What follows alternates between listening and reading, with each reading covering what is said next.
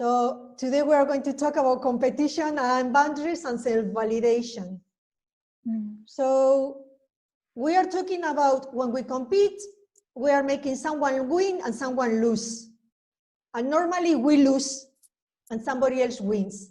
If you think about it, it's an act of cruelty. It's an act of lack of compassion. And so what are we trying to achieve? And if we don't achieve it, is that the end of the world? So we are letting society, parents, family, school telling us where we need to get to. So they set a standard. And if you are not getting there, you're not good enough. So now you are worth less. When in fact, now after the years, I know that I am worth something just because I was born. So just by being born, by being a person, I've got the spark of spirit. Hence, I must have some gifts. Otherwise, I would not be here. And if I have some gifts, I have something to contribute. But I mean, this is a very open scope now that I've learned with the years. But when I had that dream, I was creeping up a well, like with my nails, trying to come up in a vertical place, all dark and alone, because I failed a test and my father went mad. And I thought, I have to struggle, I have to work hard, I got to get there no matter what. Then you can see the patterns that you are putting in your mindset. A young child, which is really malleable, thinks, I am alone in the world, kind of thing. So now if I am alone, I have to compete all by myself. Negative, negative, negative connotations. So where do you get with that? Nowhere. There is like a glass ceiling that doesn't let you push through, because you're always going to find, because that's what you're focusing. So by the law of attraction, you are manifesting not being good enough. Instead of thinking, I am in the process of getting one little step at a time better, moving forward a bit better, one step at a time, which is how I think today. And I think, and today I'm better than yesterday. And the expansion that I am to experience is going to make me tomorrow a little bit better than today. So I am evolving, I am expanding, I am bettering myself, regardless of where everybody else is at. So now, that if you have brothers and sisters, that's the closest. My sister and I, who is there present, we didn't see eye to eye, but not because we didn't see eye to eye, because we were not led to, we were not allowed. Because indirectly, if you are better, the other one is worse. And if you are worse, the other one is better. Now, we don't care. I am me, you are you, and we just share. So I think we're moving into the times when we are cooperating and sharing. And this competition is obviously destroying the planet, destroying the individual, destroying the groups, destroying the families. It's a negative judgment, focusing on lack of self-worth. So this is the whole idea behind. So how can you girls relate to this? And how can you put it in terms of your own life? And how do you think you can break through this nonsensical idea that others put on us? Because where they came from, after the war, post-war, you eat or you die. So you either get it or you don't. You either eat or you don't. We don't. We have more scope to play with. Maybe I'm not clever enough today, but if I study a bit more, I'll pass the test tomorrow. So it's more malleable, it's more flowy. We are moving in a more intellectual, emotional energy space. We are measured in other terms by spiritual intelligence, emotional intelligence. Before, if it wasn't black and white, it didn't exist. The spiritual stuff that existed was go to church. And we are seeing what's happening with the churches today. We are not going to get there because we are not going to get into the scope of politics or religion or anything like that. But that's what there was at the time. Mejor. What do you think about the lack of capacitation of frustration? Capacity of frustration. All right.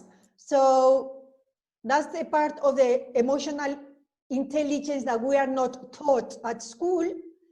And like I was describing last week, or the week before, there was a buffer. a space on the sides where we are so on edge because our self-perceived worth is so low.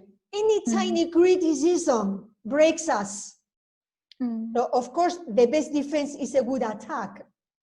So when we feel that somebody criticizes us at any way, and the three girls here are highly sensitive, we are very sensitive people. So we would take everything deep to heart because we, on top of that, we are very responsible. So if you're responsible and sensitive, anything anybody tells you, especially your father, your mother, somebody you regard, somebody is everything to you because they are your points of reference, the closer people to you, the people who look after you, you give them all the respect and all the authority on your expense of your own intuition. So you have no authority and you think they know better. So if they say it, they must be right. So the conclusion, if they are right, I am wrong. And if I am wrong, I have no own or personal intelligence or capacity myself. So we discount our knowledge, we give them the value, we think they are right, and now when they say something, they must be right. So you become smaller and smaller. You don't have the buffers, the emotional intelligence to say, breathe. Their opinion may not be right. It could be the projection of their own limitation. They are demanding something from me because it makes them feel better. It's a status quo created. They have a power position, the position of power, and they may say, I do it because I want to help you, or I want you to be better. But in fact, it's their own self-defense, that they don't get criticized by you or anybody else. So you can see the chain reaction until the children become older and grow up and then start developing their own voice and throw back the things that didn't work. And now the parents, they feel cornered because what they knew doesn't seem to work anymore. And the way they had to react with their parents, their children don't react the same way. So they don't have that power that thought had been acquired over the years. And they don't know how to deal with that. So everybody's on the defensive. And every time you are defending yourself, you are trying to justify your right of being. And if you try to justify your right of being, you are saying you may not have a right to be. It's all backwards. If you said, whatever you say about me is your opinion and doesn't make me, whatever you think of me is none of my business, that's about you, not about me, you could easily let it go, water over the duck's back, let it go, and you could function and say, is he right? Isn't he right? No, I don't think so. And you move on. But no, we take it on. And we carry that weight, and we carry that baggage. And now their baggage is our baggage. So on top of our own insecurities, we now need to deal with the insecurities of our parents and previous generations. That's too much of a burden for anybody to carry. So when we come to a point of growth, when we can expand our heart chakra or compassion chakra and say, I know what you mean, I know where you come from, I love you very much, I take it as is intended, but no, thank you. It's not for me because it doesn't belong to me. I know it's not right, but I can understand why you see it like that. Then you start coming to a place of discussion, a place of, and because you're not judging back or screaming back or fighting back at the same level with the same aggressive tool, then you are able to open up a path or a channel of communication. And that goes with your children, with your parents, with your boss, with your mates at work, at school. It really goes in every direction. The core is the same. I am centered enough within myself. I have accepted myself with my shortcomings. I'm working on them on my own standards, on my own time, not under other people's schemes or timetables or requirements. I am evolving in my own terms, and I am able to open a path of communication with everybody around me. So I was in the center of that circle where we described everybody else is around in the boundaries. And so those boundaries are healthy, not defensive, and not attacking. So that is a perfect balance. We don't get there every day. Sometimes you get there, and maybe with certain people you worked more and you can get there. But there is always somebody that catches you out of aware and then it throws you out. With those tools you've developed, breathe again, center yourself and say, is that true? And you say, is that my truth or is that their truth? Is their truth, not mine? Then you need to deal with it. But I still love you because you haven't hurt me. And that's my badger. My badger is in my inner child. All this is inner child work. And the badger is super aggressive. So my sister will say to you, I was super aggressive because I was so lost and everybody was throwing stuff at me. All I could do was bite back. But now with the years, badger, when an animal bites badger, because the skin is loose, it's not attached to the muscle, they bite the skin, but they don't hurt it inside the muscle. So it's just skin, which means I get affected a little bit, but it doesn't injure me. It doesn't injure my psyche. I am able to go away, go away. 5 minutes, I walk away and I come back, I'm done. Well, in the past, it was weeks and days and months. It would break me from inside. Now it doesn't. So you can see that the scope to shock absorb other people's comments on me is become much cushiony. So I am able to deal with it much better. In fact, I don't get it anymore. I rarely get a criticism because I no longer criticize myself. And by the law of attraction, where you are focusing, you will attract. Is that helpful? Yes. How would you put it in your lives? Your capacity for frustration is becoming less frustration and is less intense. It takes less time for you to resolve it. That's right. Is more cushioned. So you are opening up, your emotional intelligence is expanding, and you're able to see with some kind of perspective when somebody kind of attacks, and you know that when they are attacking you is defending themselves, they are projecting, you are able to separate your persona from their persona, which means the boundaries are becoming very clear, which that's a very good sign of positive personal development. Because otherwise you would not be noticing that evolution, that betterment, that improvement. And it takes time because, as I say, I've been doing this for like 23 years, and sometimes I get caught, like this morning, I got caught with somebody, she wasn't even saying it to me, but I took it personal. I went, no, don't fall into the trap. Move away from there. So, you know, if you're in the midst of the discussion, maybe you get heated up. So I can say that I'm happier because of that. When people are too open, everything is hectic, life is insane, everything is dramatic, a lot of drama. And when the waters start calming but not freezing, then the water is transparent, but there are no ripples. So you can see the surface and below the surface.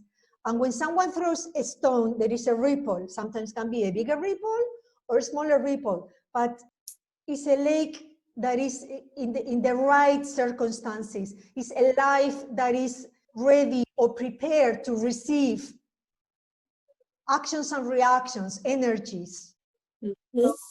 So when I am stuck, my lake is frozen. And when I am able to flow, my lake is defrosted in the spring, with maybe a couple of little ripples, but that doesn't stop seeing what is underneath. It's not very possible that the lake is always perfectly still, but that's what we aim to with meditation. By meditation, I mean sitting down for 10 minutes in contemplation. I don't mean intense, in-depth, Buddha-like positioning with the candle. Maybe that works for you, but doesn't have to be that. Sitting under a tree, sitting in nature, going for a walk to the beach, but mostly requires 10 minutes of stillness of some kind. That stillness is that meditation, where you can actually catch up with your thoughts. No, the thought and you react. I may choose not to react. And that's when you becoming in charge of your life. So the whole thing about competition is not so much about being good enough or not good enough. It's more about having a control of the boundaries and your reaction time. Your accrual of vibration, rising your level of vibration. You are more steady. Another aspect is that you pick up people's manipulation quicker. Because what people are trying to do is position you in the place where they are comfortable. Doesn't matter how you feel. They want to make their life stable so that they don't have to be challenged to change. So they will force you in every way they can, passively, actively, the aloof, the victim. There are a lot of victims out there, the aggressive, the interrogator, to position you in a point of status quo, like a pack of wolves. So they can be the alpha and control everything else. That is impossible. Control is an illusion. The only thing you can do is flow with the people. As a mother and as a teacher, I found that the best way to maintain a group flowing is assuring that everybody has their needs met. Not the wants met, their needs met. When you see a swarm of locusts and they take over, those are little grasshoppers that have turned on the survival instinct and there's not enough food for them. And look at what they do. They multiply in the millions and they take over. That's what we do. Humans do the same. We are a sort of locusts when we are upset, when we are angry, when we think or survival. And I'm talking about inner child work. When the inner child is struggling to survival, we become sort of locusts because we can trust that we have our needs met. We feel under threat. So all this is emotional intelligence. But needs would be more than just, let's say, like food and the obvious basic needs. Or is that what you're talking about? No, I'm talking about anything you need to feel well. It could be you need your room with the door closed to have your private space. And people can only come in when they knock at the door. Another person could need friends because they can function individually. They need a group. Technology to function. Other people need books, or you could need art materials to be able to express yourself. Other people need certain food that makes them feel better. Other people need conversation. So what I'm saying is that each person needs different things. And I always know when someone is putting it on, trying to manipulate, or needing it to become whole. So that's deep soul needs. If you open yourself with the people around you, you know what they need. And as soon as you start giving people around you what they need, they start giving you what you need. And then the group opens to communication and starts helping each other, because we turn into cooperation, not competition. I'm not taking from you so that you don't take from me. So within that range, do you feel your needs are met, or you are working towards meeting the needs? That means you are consolidating your boundaries. What do you think about that? For me, it's, I guess it's more difficult to think about the more subtle needs. Yeah. I can feel saturation points. I sense it. I always sense saturation point. Maybe I threw something new, and now you were maybe quite clear about your boundaries, but now you need to think about needs. So that could be inner child work. That's how it goes. Yeah. One links to the next, like a chain. So maybe now next week, during the week, we start working on inner child work, whether the inner child is healthy and happy and playful and creative or not, because it's scared and trying to protect itself. And that is very subtle. Okay, so we will leave it here. But some of it you already know. But I try to give visuals because visuals help. Otherwise, it's very dry. The subjects, how you speak about something like that, so etheric, so real, not concrete. Thank you for coming. That was cool. Thank you, Anna. Thank I'll see you you. next week. See you. Bye-bye. Bye.